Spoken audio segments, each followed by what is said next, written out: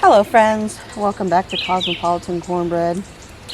So I'm out here picking honeysuckle flowers, blossoms, to make honeysuckle jelly. And I thought I would bring you out here while I'm doing this so we can just kind of catch up with a few things. If you are interested in making honeysuckle jelly, you can get the recipe for it on my website, cosmopolitancornbread.com. I'll put a link to it in the video description down below. Now, originally, when I made this, when I did the blog post, I used to think that you were only supposed to use the pretty, fresh white blossoms. But, as it turns out, the yellow ones work just fine. Some people think that the yellow ones actually have more flavor than the white ones do. So, if you have honeysuckle and it's not super fresh and white and, you know, like it just flowered, that's okay. You can still make honeysuckle jelly. One of the things I want to talk to you about very briefly is that I have a new mailing address. I've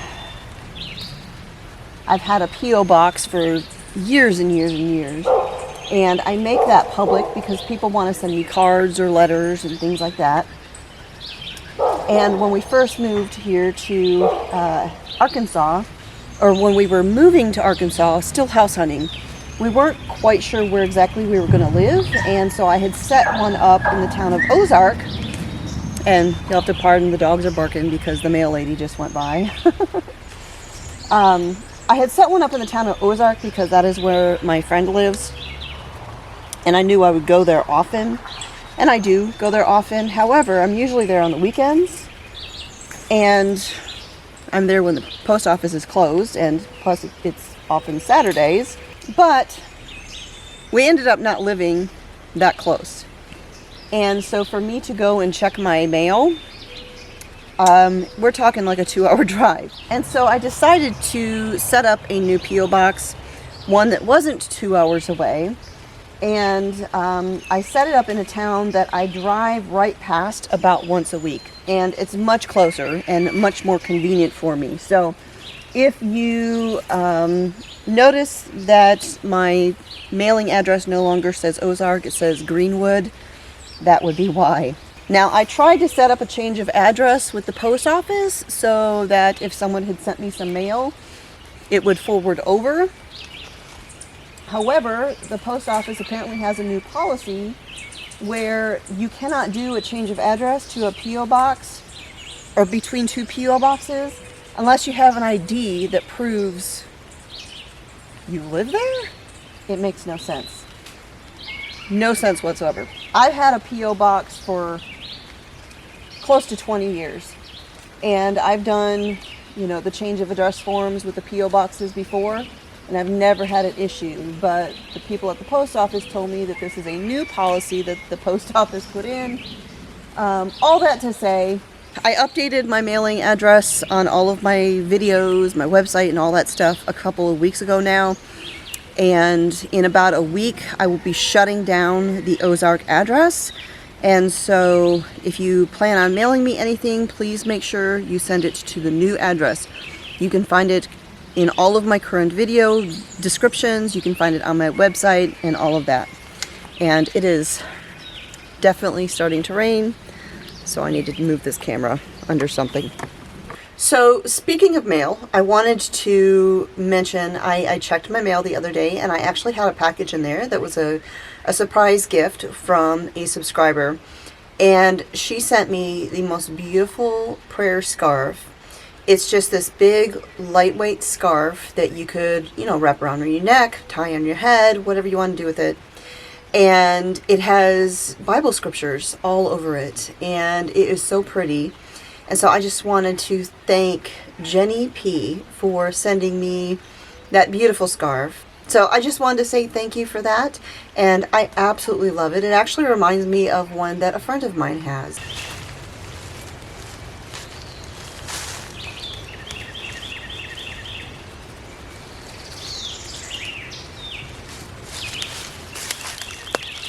All right, So I'm just pulling all of the blossoms. It's okay that there's leaves in there. When I go through and I'm getting ready to do the next step, I'll sort through these and I'll pull all the leaves off. Or, you know, get them all out of there. So for the past couple of weeks, I have been doing a video schedule where I just post 2 regular videos a week and then my scripture reading on the weekend. And I had mentioned that that was going to be a temporary situation, that I was just trying to get caught up on a few things. And, you know, I no sooner started catching up on my emails when, of course, I had gotten sick and everything else. And, of course, now I'm behind on my emails once again. That said, I am going to begin next week. I'll be going back to my regular schedule of Monday, Wednesday, Friday videos. And I will be still doing the scripture readings on Saturday and all of that. So you can look forward to that. Now, I had talked about in the past, I can't remember when I mentioned this, but I talked about maybe having a schedule of with those 3 videos, like maybe one video where I did a recipe, one video that was kind of vlog style, sort of like this. And then the third kind of video was the more cinematic, narrated style of video. And those videos, first of all, I love those videos. They're my favorite to do because they're a little more artistic. They're kind of my creative outlet. Another added benefit of those is, you know, I work from home, but Mr. Smith works from home too.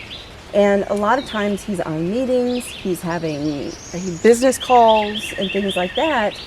And it's hard to film video and be quiet when your husband's having a meeting just around the corner and all of that. So it's just one of the challenges of us both working from home.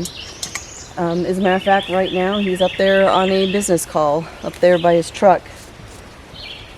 Because sometimes he just likes to come outside and get some fresh air while he's working, you know. But the downside to those videos is they take so long to edit.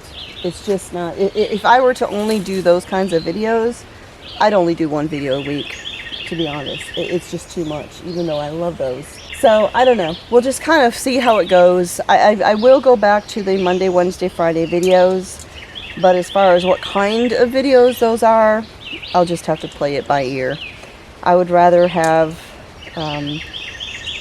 just a consistent schedule. You know, I'm a person of routine and consistency. Alright, so now I'm going to go through all these blossoms. I'm going to pull out all of the random leaves that I pulled off. And I'm going to pinch off the very ends of these little green bits.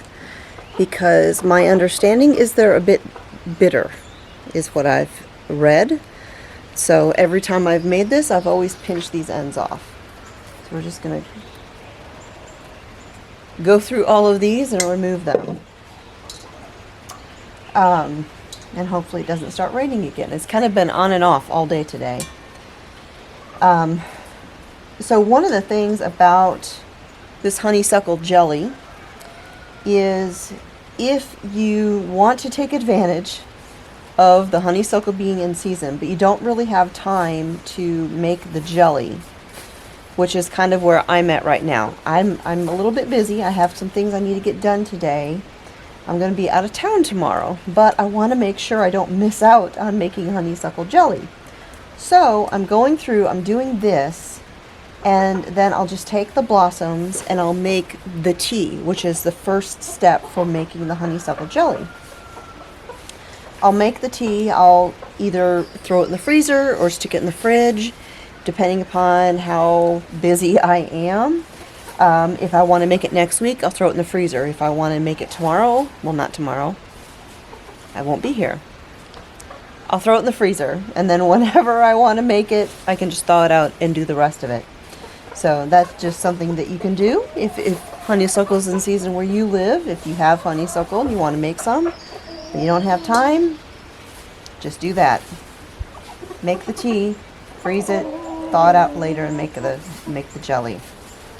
So, like I mentioned, I'm going to be out of town tomorrow. I'm actually going to go on a little bit of a road trip.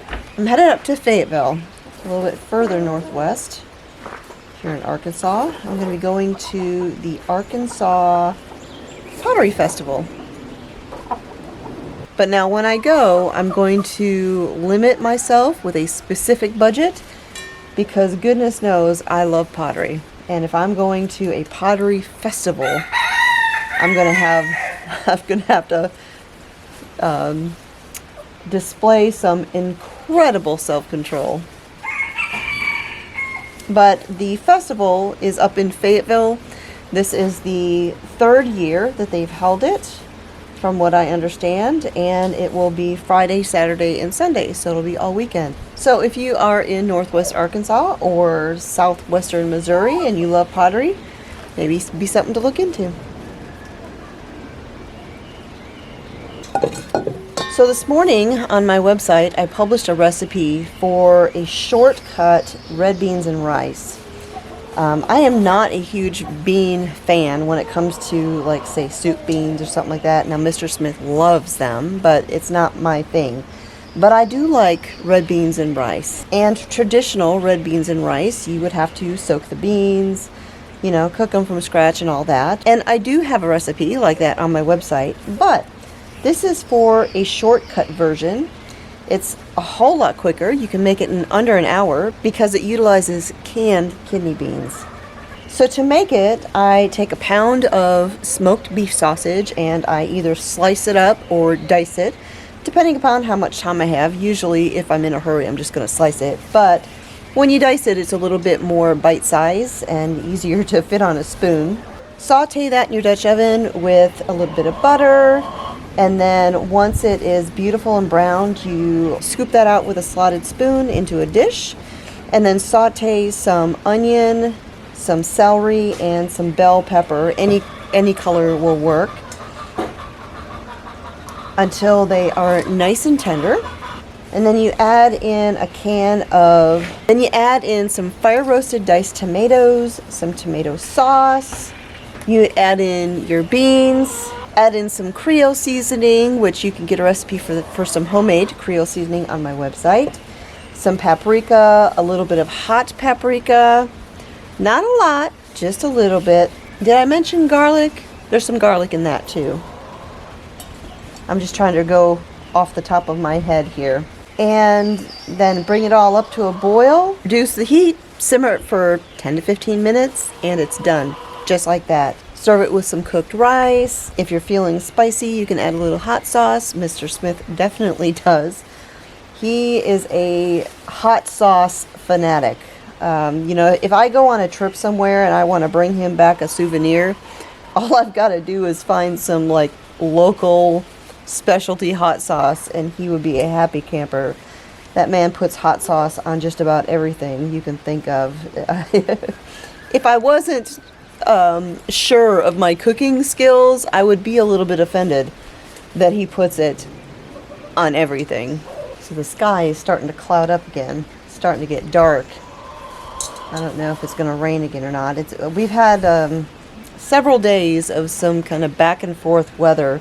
As a matter of fact, in my last video, I'm pretty sure it was my last video, I mentioned how we were under a tornado watch, but I was pretty sure it would be fine, that we wouldn't get any severe weather. Oh, I was wrong. We got some severe weather. That evening, Mr. Smith and I were just kind of relaxing when all of a sudden the alarms went off on our phones. And we were under a tornado warning. And, you know, I pulled up the radar on my phone and it wasn't showing anything. It showed it as being like the completely other end of the county.